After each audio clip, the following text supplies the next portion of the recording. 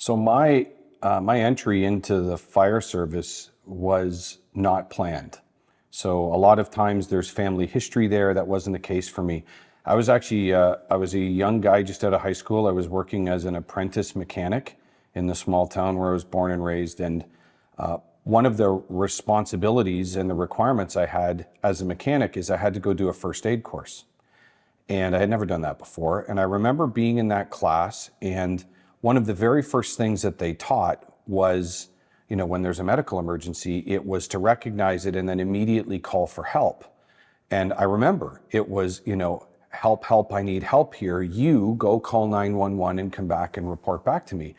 And I remember that I was immediately intrigued, because it's like, well, who's coming? Who are these people that are coming to help? And that set me off into this quest.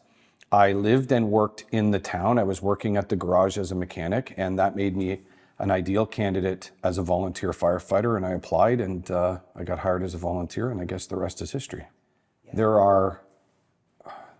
There are systems that I have learned and things that I have come to understand. And I actually spoke about one of them today, doing a talk for a group, and that is this, what we call the incident command or the incident management system. And it's a very structured system of approaching emergencies and crisis, organizing things into definable and measurable tasks that are defined by strategy, tactics, and task. And then organizing that response, the strategy, of course, determining what the overarching number one priority is. Tactics are really that bigger picture, how we're going to achieve this. And then, of course, all the individual tasks that contribute to that. And that's the basis for the incident command system.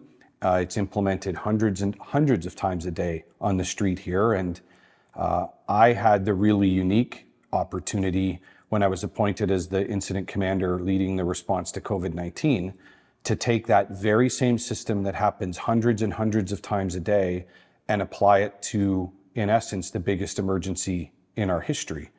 And very same process, just of course scoped much differently.